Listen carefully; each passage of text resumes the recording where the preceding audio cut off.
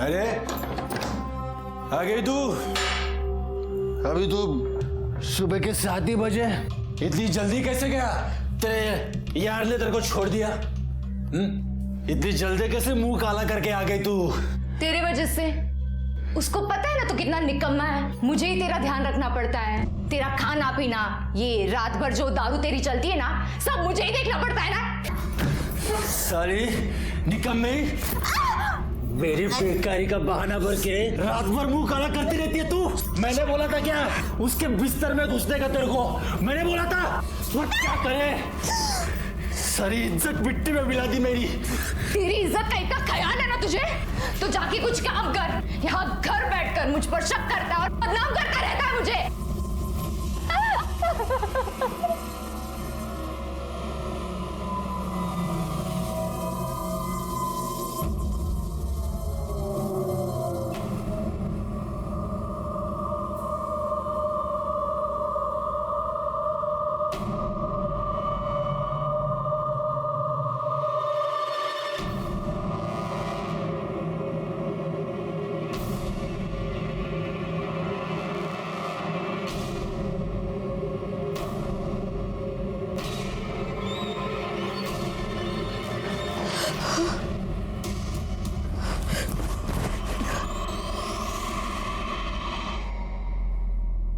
सिद्धांत, वो मैं नमिता के साथ। चुप। सिद्धांत, तुझे मैंने बोला, तुझे बोला था ना मेरे मयांक से दूर रह। तुझे मेरी बात समझ में नहीं आई क्या? सिद्धांत छोड़ो उसे, उसकी कोई गलती नहीं इसमें। तू चुप रह। तू बीच में नहीं बोलेगा। आज मैं इसकी ऐसी हालत करूंगा, इसे जिंदगी भर याद रहेगा। सिद्धांत मेरी बात तो सुनो। आज के बाद मेरे मयांक के आसपास भी दिखाई दी तो जान से मार दूंगा। क्या करूंगा? तुझे जान से मार दूंगा मैं। सिद्धांत,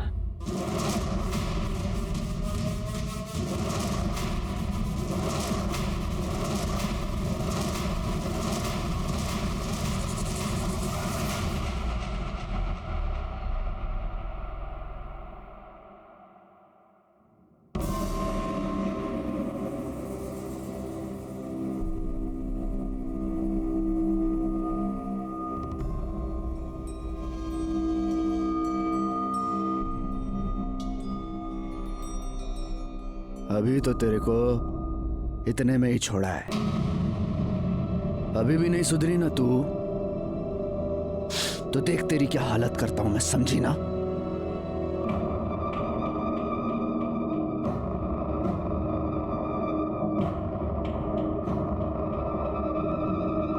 हाल तो अब मैं तेरा करूंगी।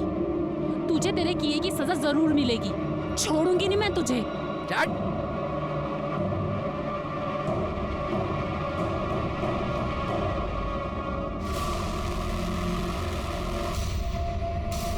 सिद्धांत, सिद्धांत दरवाजा खोल। सिद्धांत, सिद्धांत, सिद्धांत दरवाजा खोल।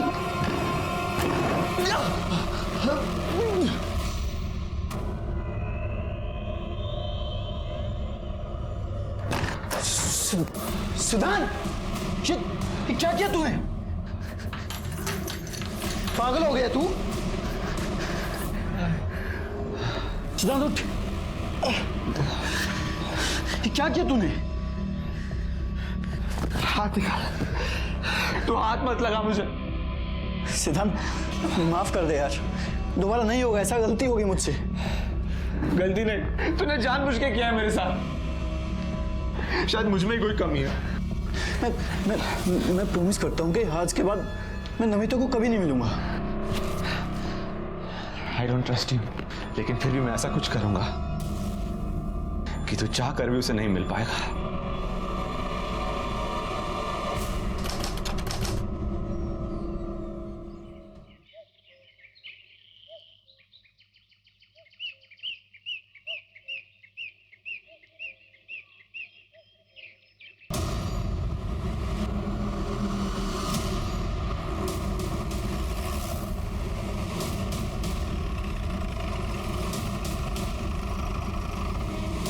सर यहाँ की 2 ड्रम्स है जिसमें कुछ केमिकल है, जिसमें से अजीब सी बदबू आ रही है और वहाँ खून के कुछ धब्बे हैं, लेकिन कहीं भी बॉडी नहीं मिली।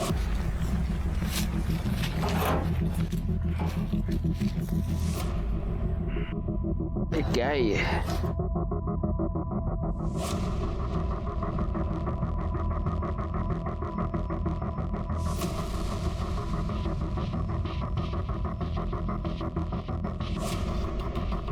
डेड बॉडी इसलिए नहीं मिली गायकवाड़ क्योंकि शायद डेड बॉडी के टुकड़े करके उसे इस केमिकल में डाल दिया गया है और वो बॉडी इस केमिकल में घुल गई है।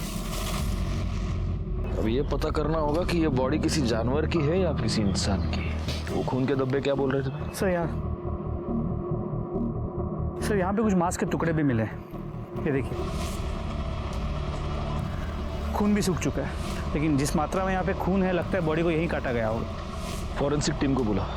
हमें सबसे पहले ये पता करना होगा गायकवाड़ कि इतनी भारी मात्रा में ये केमिकल यहाँ पर कैसे आया और ये केमिकल एग्जैक्टली है क्या। दूसरी बात ये कि ये बॉडी एग्जैक्ट। दूसरी बात, वो जो मांस के टुकड़े हैं उनको कलेक्ट करके एविडेंस के लिए भेज दो। साहब मेरा बेटा 1 हफ्ते से गायब है साहब, पता नहीं उसका क्या हुआ, प्लीज उसे ढूंढिए साहब, कहाँ गया पता नहीं चला साहब, प्लीज। करडे काय गड़बड़ है?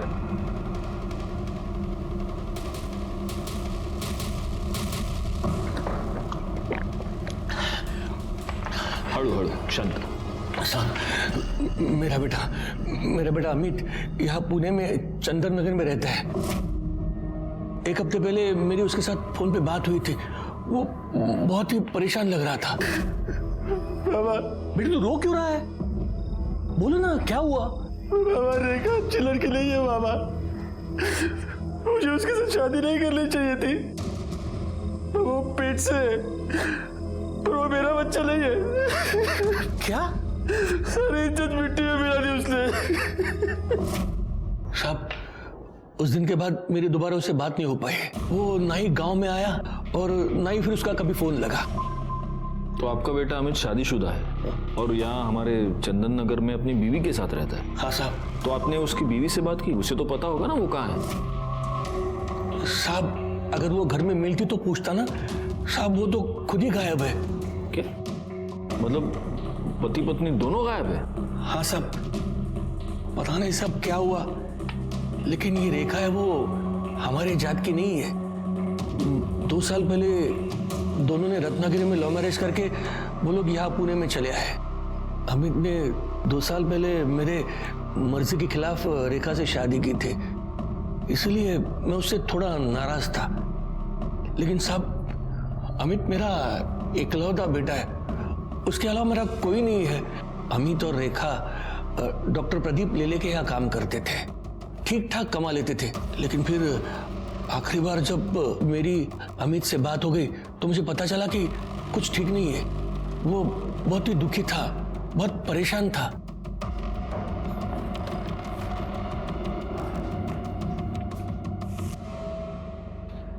सर ये फोरेंसिक रिपोर्ट के बारे में कुछ बात करनी थी। आप 2 मिनट बैठिए, मैं आता हूँ।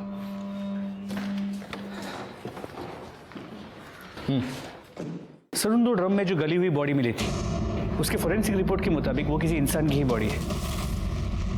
पर हाँ सर, उन दोनों ड्रम में जो केमिकल मिला था वो कॉन्सेंट्रेटेड एसिड था, जिससे उस बॉडी को डिस्ट्रॉय किया गया ताकि मरने वाले का नामो निशान न रहे। जी सर। और सर रिपोर्ट के मुताबिक मर्डर बॉडी मिलने से 3-4 दिन पहले हुआ था, मतलब पॉसिबल है कि ये मर्डर 6 या 7 तारीख को हुआ हो। खैर एक काम करो सर, सबसे पहले तो ये पता करो कि इतनी भारी मात्रा में एसिड आया कहाँ से। Yes sir. शहर में जितने भी सप्लायर्स हैं उन सबसे पता करो। Yes sir. गायकवाड़ तुम आओ जरा मेरे साथ। हाँ नंतर बोल दो। हाँ बताइए।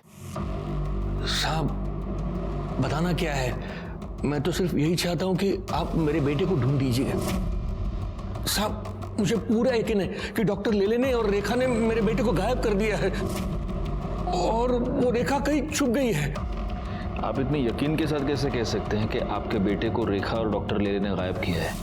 रेखा भी तो गायब है। ऐसा भी तो हो सकता है कि आपने और आपके बेटे ने मिलकर रेखा को गायब किया है और अब आपका बेटा अंडरग्राउंड हो गया है और आप यहाँ पर उसकी मिसिंग कंप्लेंट लिखवाने आए हैं ताकि हमको आप दोनों पर शक ना हो। साहब आप ये क्या कह रहे हैं साहब?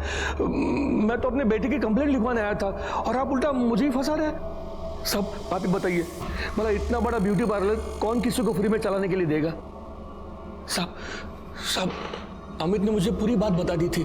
बेटे की मजबूरी में मैं आपसे मिलने आया। पता नहीं मेरा बेटा कहाँ होगा, किस हाल में होगा। आप उसे ढूंढने की बजाय मुझ पर शक कर रहे हैं। देखिए, हमारा काम सवाल पूछना है और हम हमारा काम कर रहे हैं। फिलहाल आप एक काम कीजिए, अमित और रेखा दोनों की डिटेल्स यहां पर लिखवा दीजिए। जैसे ही हमें कुछ भी पता चलेगा हम आपको इन्फॉर्म कर देंगे। शंकर के मुताबिक उसकी अमित से आखिरी बार बातचीत 6 तारीख को हुई और 6 तारीख के बाद अमित और रेखा दोनों गायब हैं। वो जो एसिड में डालकर लाश डिस्ट्रॉय की गई थी, उसके फॉरेंसिक रिपोर्ट के मुताबिक वो मर्डर भी तो 6 या 7 तारीख को ही हुआ था। कहीं ये दोनों केसेस कनेक्टेड तो नहीं है? एक काम करो गायकवाड़, फॉरेंसिक टीम को लेकर अमित के घर जाओ और वहां से डीएनए सैंपल्स कलेक्ट करो।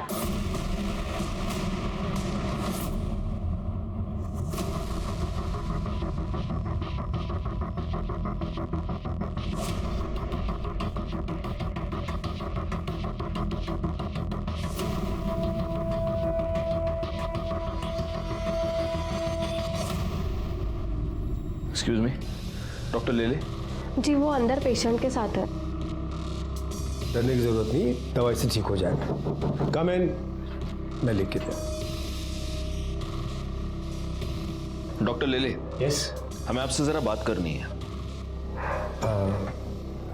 जी। शंकर बकवास कर रहा है सर। मुझे लगता है कि अमित और शंकर दोनों ने मिलकर रेखा को गायब किया है। ये बाप बेटे दोनों घटिया इंसान हैं। तो आपका यह कहना है कि शंकर ने आपके और रेखा के बारे में जो कुछ भी कहा वो सब झूठ है? सर, रेखा मेरी बेटी जैसी है। वो बहुत ही मेहनती और ईमानदार लड़की है। कमाल है डॉक्टर साहब, लेकिन जो आपकी बेटी जैसी है वो इतने दिनों से गायब है और आपने कंप्लेंट तक नहीं लिखवाई। नहीं, मैं दरअसल आपके पास आने वाला था कंप्लेंट लिखवाने के लिए। मैं तो खुद हैरान हूं कि वो कैसे गायब होगी, कहां गायब हो गई। पार्लर में काम करने से पहले वो मेरे क्लिनिक में कंपाउंडर थी। कितना मारा है उसने तुम्हें? आज क्यों मारा? सर पैसे मांग रहा था वो, मेरे पास थे ही नहीं तो कहाँ से देती। यहाँ जो पगार मिलती है उससे बड़ी मुश्किल से घर चलता है, ऊपर से उसके दारू के खर्चे। देखा, कब तक उस शराबी की मार सहती रहोगी? तुम उसकी पुलिस में कंप्लेन क्यों नहीं करती? नहीं कर सकती सर। सर उसने मेरे लिए अपना घर, अपने बाबा को छोड़ दिया। मैं उसको बहुत प्यार करती हूँ। वो सुधर जाएगा। एक बार मुझे काम मिल जाए ना कुछ और, तो पैसों की दिक्कत खत्म हो जाएगी और सब कुछ सही हो जाएगा। इसमें मैं तुम्हारी कुछ मदद कर सकता हूँ। मेरी वाइफ माधुरी का एक ब्यूटी पार्लर है। 6 महीने पहले उसकी डेथ हो गई, तब से बंद पड़ा हुआ है। अगर तुम उसे संभाल सको तो देख लो। इसका मतलब उसने पार्लर ज्वाइन कर लिया, उसके बाद उसकी ये सारी प्रॉब्लम सॉल्व हो गई? नहीं सर, हालत और बिगड़ गई। सब ये इस वीक की बैलेंस शीट और ये कैश।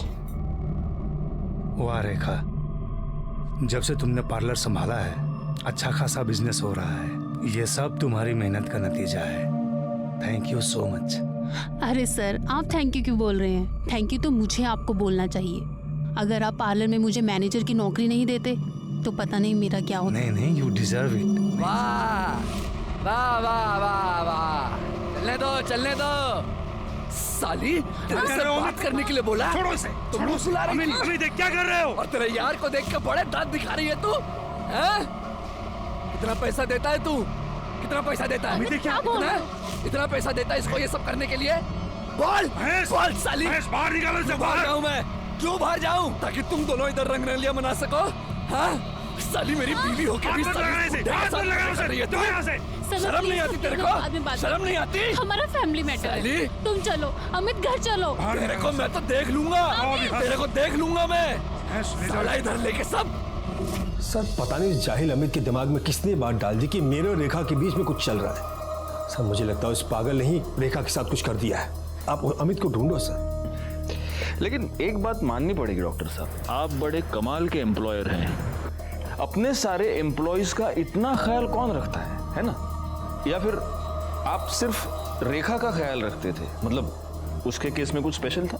नहीं, क्योंकि आप कह रहे हैं कि आपकी बेटी जैसी थी, लेकिन वो लड़की पिछले 6 दिनों से गायब है और आप कंप्लेन लिखवाने की बस सोच रहे थे। रेखा 1 हफ्ते की छुट्टी लेकर गई थी, इसलिए कब वो गायब हो गई मुझे पता ही नहीं चला। पिछले 1 हफ्ते में उसने मुझे कांटेक्ट ही नहीं किया। साहब रेखा का आदमी अमित 1 नंबर का कान का कच्चा है साहब। तब पता नहीं किसी ने उसको डॉक्टर साहब और रेखा के बारे में क्या बात कह दी, लेकिन साहब मैं बताऊं आपको, रेखा को साहब अपनी बेटी की तरह मानते थे और हमेशा उसकी मदद करते थे। और साहब उसकी क्या, वो सबकी मदद करते थे। यहाँ तक कि जब रेखा ने उनसे विनती की कि उसके पति अमित को काम पे रख ले, तो उन्होंने उसको ड्राइवर भी रख लिया। अमित को आखिरी बार कब देखा था? साहब 7-8 दिन पहले देखा था साहब। सर यहीं पे तेरी नौकरी पे तो लात मारता हूं मैं। नहीं चाहिए तेरी नौकरी। निकाल पैसा, निकाल मेरा। निकाल, दफा हो जाएगा सर। जाता हूँ, लेकिन तेरे को छोड़ूंगा नहीं मैं, समझा ना? तू छोड़ेगा नहीं तेरे को मैं। साहब वो जैसे पगार लेके गया ना साहब, तब से वो वापस नहीं आया और रेखा भी तब से नहीं आई। अमित ने छोड़ के जाने के बाद तुम्हारे साहब ने कोई और ड्राइवर नहीं रखा? नहीं, अभी तक नहीं रखा। और साहब मुझे लगता है कि अब वो रखेंगे भी नहीं, क्योंकि साहब ने 2 ड्राइवर रखे, दोनों ही मक्कार निकले। 2 ड्राइवर? कि दूसरा कौन है? साहब अमित से पहले इकबाल नाम का ड्राइवर था साहब। वो भी बहुत कमीना था। रेखा पर उसकी हमेशा गंदी नजर रहती थी। हाँ। ये रेखा, मैं तेरा ड्राइवर नहीं हूँ, डॉक्टर साहब का हूँ। मालकिन बन के पीछे बैठ रही है। आ गया, हाँ आ गया।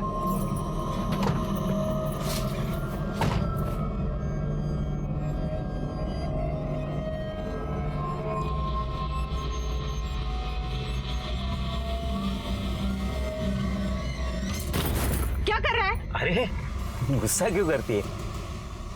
इतने तेरे अच्छे कान के। बहुत हो गया अब तेरा। औकात क्या है तेरी? शर्म नहीं तुझे ऐसी हरकत करते हुए? रेखा, इसे खींच के थप्पड़ मारो, ताकि दोबारा किसी लड़की के साथ ऐसा करते हुए 10 बार सोचे। मारो, मैं कहता हूं मारो, मारो उसे।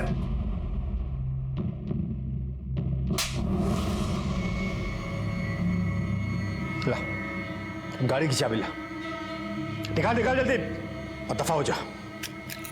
तुम्हारा देखना नहीं यहाँ पर, समझा? चल निकल यहाँ से। ये बुढ़े पागल हो गया है तू लड़की के चक्कर में। लड़की से थप्पड़ मरवाता है, छोड़ूंगा नहीं तुझे। चल निकल यहाँ से, दफा हो जा। देख मैं क्या करता हूँ। मैं देख लूंगा, जा देख, मैं देखता हूँ। चल निकल यहाँ से। तो रेखा की वजह से ही इस इकबाल को भी तुम्हारे डॉक्टर साहब ने काम से निकाल दिया? हाँ साहब।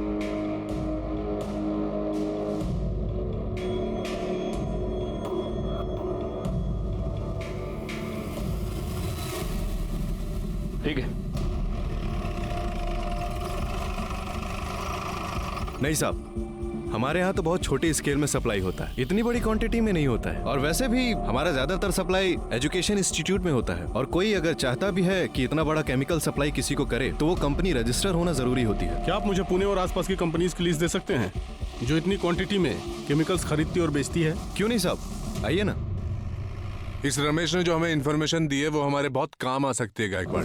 बस एक बात मैं समझ नहीं पा रहा हूँ, यही इन्फॉर्मेशन हमें डॉक्टर लेले ने क्यों नहीं दी? सर समझ में तो ये भी नहीं आ रहा है कि ये डॉक्टर हमारी बातें ऐसे छुप के क्यों सुन रहा था। इसकी वजह कोई भी हो सकती है। इन बातों के जवाब हमें इकबाल देगा। एक काम करो, उसको पुलिस स्टेशन बुलाओ। और एक और बात गायकवाड़, इस डॉक्टर लेले के ब्यूटी पार्लर में भी पूछताछ करो। पता तो चले कि इस डॉक्टर ने हमें जो कहानी सुनाई है वो सच है भी या नहीं। रेखा बहुत अच्छी लड़की है, मेहनती भी है, सब पर ध्यान देती है और सबका ख्याल भी रखती है। उसका पति अमित, उसे जानते हैं आप? हाँ साहब, लेकिन वो मुझे समझ में नहीं आया। शुरू में रेखा से वो बहुत प्यार करता था और बहुत ध्यान देता था और रोज आता भी था। वो काम में लेट तो होता है साहब, पर रेखा तो कुछ और ही थी। कुछ और मतलब? रेखा पर डॉक्टर साहब कुछ ज्यादा ही मेहरबान थे। और देखिए ना साहब, हम सभी लड़कियों के पास काफी सालों का एक्सपीरियंस है और रेखा तो फ्रेशर थी। फिर भी उसे सीधा मैनेजर बना दिया। तो आपको लगता है कि डॉक्टर और रेखा का अफेयर चल रहा था? देखकर तो कुछ ऐसा ही लगता है साहब। खाली दिमाग शैतान का घर होता है, और अमित के साथ भी यही हो रहा था, और वो रेखा की जान लेने पे तुला था। चल अमित, क्या कर रहे हो? जाओ यहाँ से अभी, बाहर निकलो यहाँ से। देख लूंगा तेरे को मैं, जाओ। देख लूंगा। तेरी तो साली अपने यार की वजह से नखरा कर रही है ना तू। तुम दोनों को छोड़ूंगा नहीं मैं, मार डालूंगा तुम दोनों को। रेखा के घर से उसे कोई मिलने आता था? सर उसके घर से तो कोई नहीं आता था, पर उनके ससुर आते थे ठीक सैलरी मिलने के टाइम पे। उसका ससुर वो शंकर? जी सर, रेखा हर महीने 10 से 20 हजार रुपए अपने ससुर को देती थी। ये तेरी मेरे बेटे को फंसाने की कीमत है। लेकिन वो इतने सारे पैसे उसे देती क्यों थी? ये सब तो उसने कभी नहीं बताया। यहाँ पार्लर में रेखा सबसे ज्यादा बात किससे करती थी?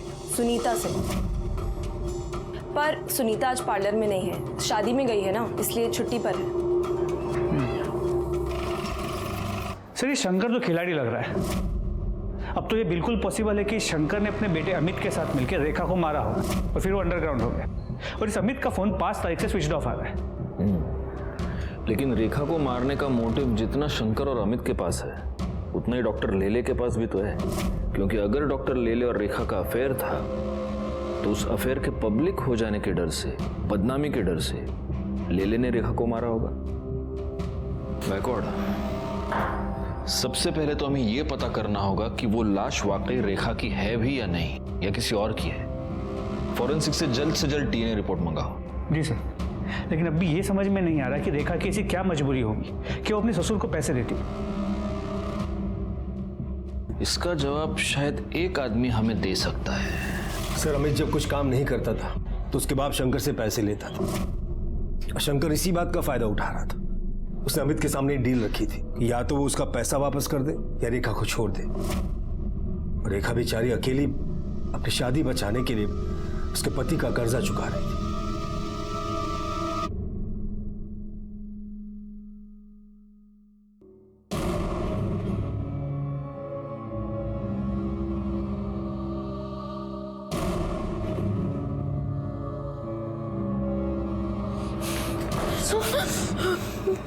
मैंने कहा था तुझसे इससे दूर रहे, लेकिन तू ऐसे नहीं मानेगी। अब देख मैं तेरे साथ क्या करता हूँ। सिद्धांत, क्या कर रहा है यार? सब लोग देख रहे हैं। तू एक सेकंड मेरी बात सुन। मैं हाथ छोड़ मेरा। सिद्धांत, मेरे लिए प्लीज बैठ के बात करते हैं। सब लोग देख रहे हैं, प्लीज मेरे लिए प्लीज बैठ। मैं बताता हूँ ना, बैठ। अमिता, सिद्धांत, मैंने इसे बुलाया यहाँ पे मिलने के लिए, इसे ये बताने के लिए कि मैं इसके साथ कोई रिश्ता नहीं रखना चाहता। झूठ मत बोल मयंक। ठीक है सिद्धांत, अगर तुझे यकीन नहीं है तो तेरे सामने बात कर लेते हैं। देखो नमिता, मैं अब तुमसे कोई रिश्ता नहीं रखना चाहता।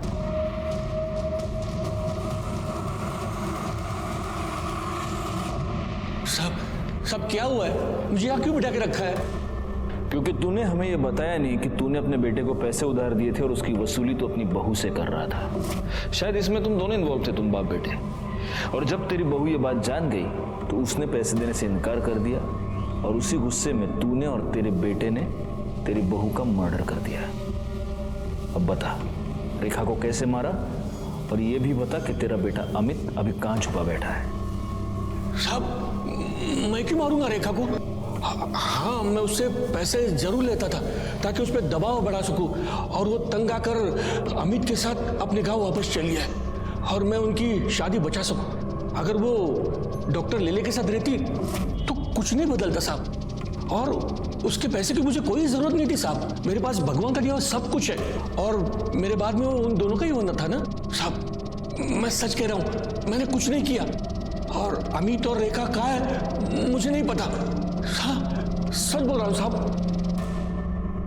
डॉक्टर लेले ने रेखा को अपने पार्लर का इंचार्ज बना दिया, जिससे रेखा की फाइनेंशियल प्रॉब्लम सॉल्व हो गई। लेकिन उसके बाद रेखा का ससुर शंकर रेखा से पैसे मांगने लगा, और रेखा का पति अमित रेखा पर शक करने लगा। अब रेखा और अमित दोनों गायब है। शंकर डॉक्टर लेले पर इल्जाम लगा रहा है और डॉक्टर लेले शंकर और अमित दोनों पर शक कर रहे हैं। ये केस तो सुलझने के बजाय ज्यादा उलझता ही जा रहा है गायकवाड़।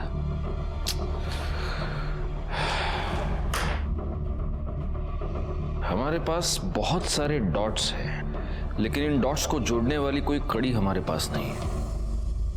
2 लोग गायब हो चुके थे और हमारे हाथ एक लाश लगी थी। हम इस बात को लेकर भी श्योर नहीं थे कि वो लाश इन्हीं दोनों में से किसी एक की थी या नहीं। हम हर छोटी से छोटी पॉसिबिलिटी को चेक कर रहे थे और तभी हमारे हाथ डीएनए रिपोर्ट आई, जिसने हमारा काम थोड़ा सा आसान कर दिया, क्योंकि डीएनए रिपोर्ट से ये साबित हो गया कि जिस लाश के टुकड़े करके उसे एसिड में डिस्ट्रॉय किया गया था वो लाश रेखा की ही थी। अब सवाल यह था कि रेखा को इतनी दर्दनाक मौत किसने दी और क्यों दी? अमित कहां था? क्या अमित ने ही रेखा को मारा था और अब वो गायब था? ये सारे सवाल अभी भी बने हुए थे। तभी हमारे हाथ एक ऐसी लीड लगी जिसने इस केस को एक नई दिशा दे दी। सब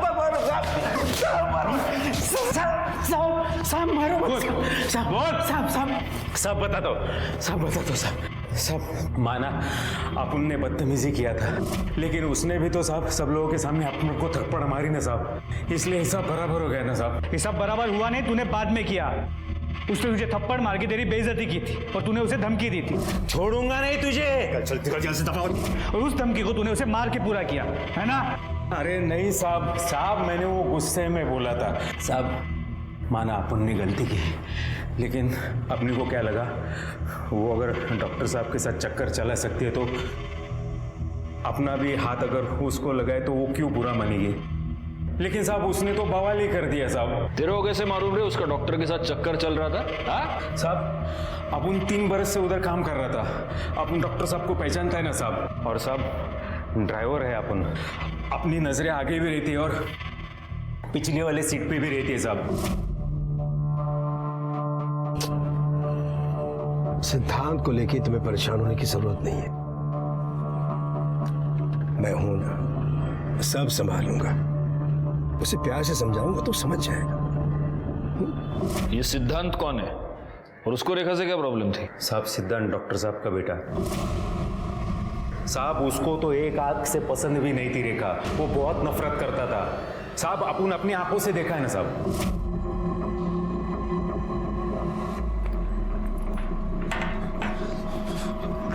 साली दो पड़े की साहब मेरे पापा से छोड़ो उसे, छोड़ो। क्या कर रहे हो तुम? वैसे कहीं की तुम्हें हिम्मत कैसे उसे हाथ लगाने की? निकल जा मेरे घर से, निकल जा मेरे घर से। आज के बाद मेरे घर में कदम मत रखना। आउट।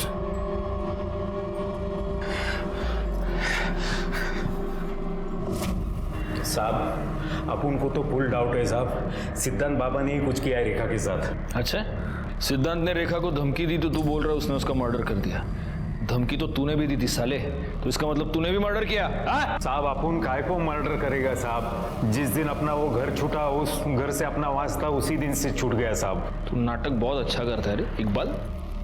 कर दे याची सगळी नाटक बाहेर काढा। साहब साहब मारो गायकवाड़, अगर ये इकबाल सच कह रहा है तो इस केस में एक बहुत जरूरी क्लू हमारे हाथ लगा है। लेकिन सबसे पहले महेश और बाकी नौकरों से ये क्रॉस चेक करना होगा कि इकबाल के बयान में कितनी सच्चाई है। एक और काम करो, इस डॉक्टर सिद्धांत की पूरी कुंडली निकालो और उसे पुलिस स्टेशन बुलाओ। सर अलग अलग कंपनी के नाम से माल लेते हैं, फिर भी इस केमिकल की हमेशा शॉर्टेज रहती है। सर ये केमिकल का डिमांड ज़्यादा रहता है और सप्लाई कम रहती है।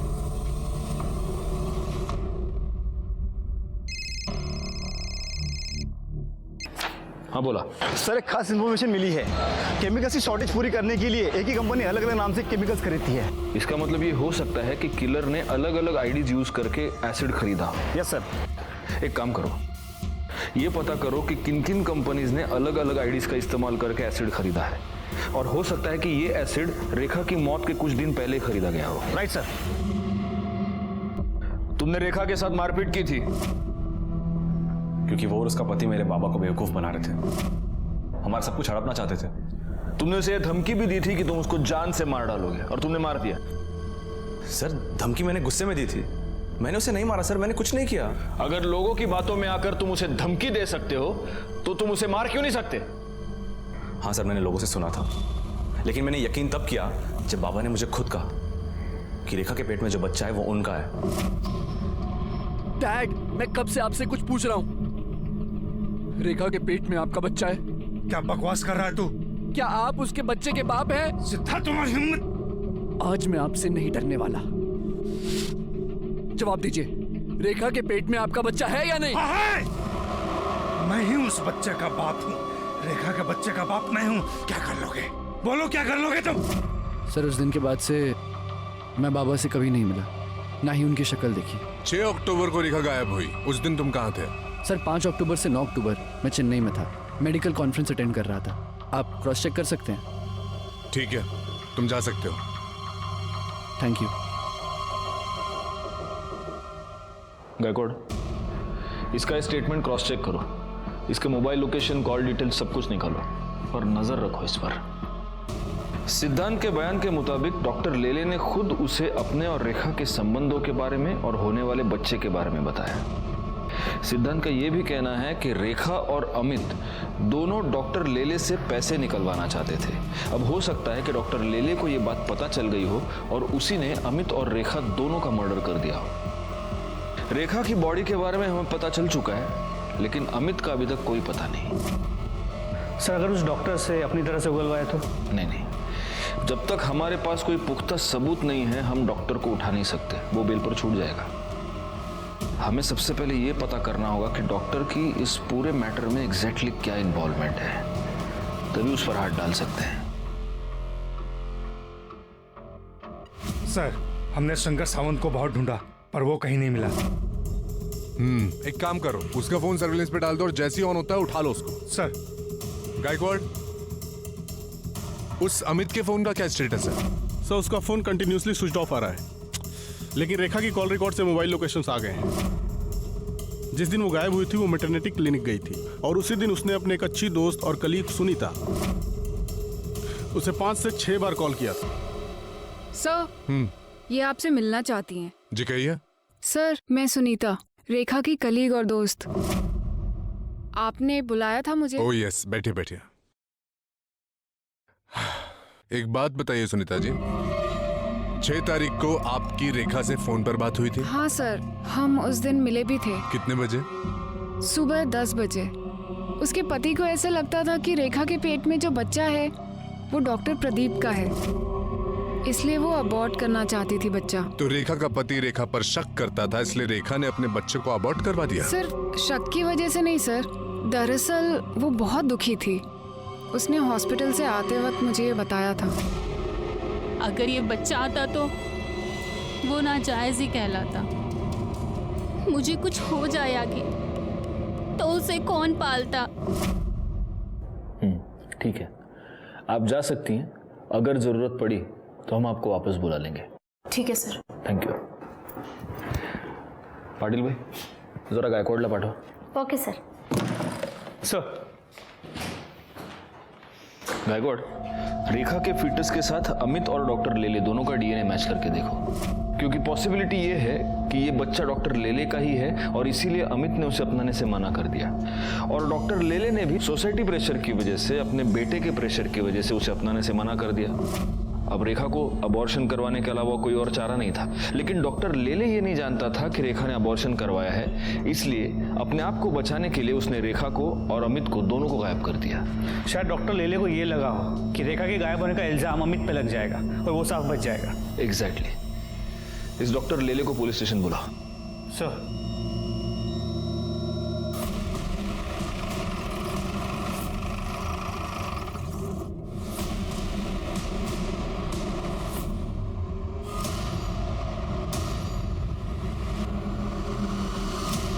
घर में कहीं भी कोई फोर्स एंट्री के निशान नहीं, बॉडी पे भी कहीं कोई एक्सटर्नल इंजरी मार्क्स नहीं, लेकिन सर यहाँ गले पे ये देखिए, यहाँ पे कुछ इंजरी मार्क्स हैं, स्वेलिंग भी आ गई है, लेकिन क्या है, कैसे हुआ है, कुछ पता नहीं चल रहा। लगता तो ये मर्डर ही है गायकवाड़। और हो सकता है कि जिसने भी ये मर्डर किया है उसे इस घर में फोर्स्ड एंट्री करने की जरूरत ही नहीं। सर इंजेक्शन मिला है। इस तो खाली लग रहा है गायकवाड़। हो सकता है गले पर ये जो 2 मार्क्स है वो इसी की वजह से। देखो निडल देखो, जमा करा। सर 1 मिनट सर, यहाँ आइए सर, ये देखिए सीसीटीवी कैमरा। सर कैमरा तो वर्किंग है, इसका कंट्रोल पीछे की तरफ है और किसी ने इसका मेन स्विच ऑफ कर दिया है। सर ऐसा लगता है कि इस घर में घुस के डॉक्टर साहब पर हमला करने वाला उनकी जान पहचान का हो सकता है। बॉडी को सबसे पहले किसने देखा था? मैंने देखा था साहब कल संडे था तो संडे को साहब पूरा दिन घर में ही रहते हैं और मेरा भी शाम को 4 बजे छुट्टी हो जाती है, तो मैं घर चला गया था साहब। लेकिन सब जब मैं सुबह आके देखा तो मैंने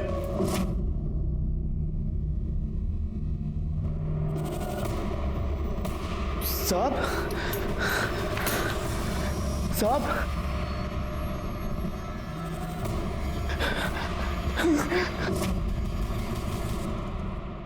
डॉक्टर प्रदीप लेले की मौत ने इस केस को एक नया ट्विस्ट दे दिया, क्योंकि अब तक डॉक्टर लेले इस केस में हमारे लिए प्राइम सस्पेक्ट था। पोस्टमार्टम रिपोर्ट से यह पता चला कि डॉक्टर लेले की मौत एम्बोलिक स्ट्रोक की वजह से हुई है,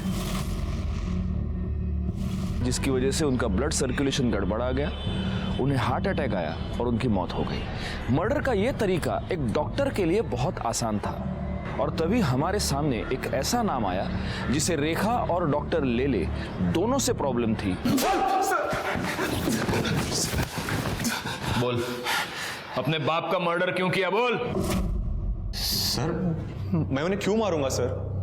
आपके पास क्या प्रूफ है कि मैंने उन्हें मारा है? प्रूफ? तेरे पिता की मौत एम्बोलिक स्ट्रोक की वजह से हुई है। आदमी को एम्बोलिक स्ट्रोक कब और कैसे आता है ये तो तू बहुत अच्छी तरह से जानता होगा, डॉक्टर है तू, है ना? तेरे और मयंक के रिलेशनशिप के बारे में तूने अपने पिता को बताया था? क्या तूने उनको यह बताया था कि तू लड़कियों में नहीं लड़कों में इंटरेस्टेड है? नहीं बताया था। इसका मतलब तूने ये बात उनसे छुपाई थी। तुझे इस बात का डर था कि वो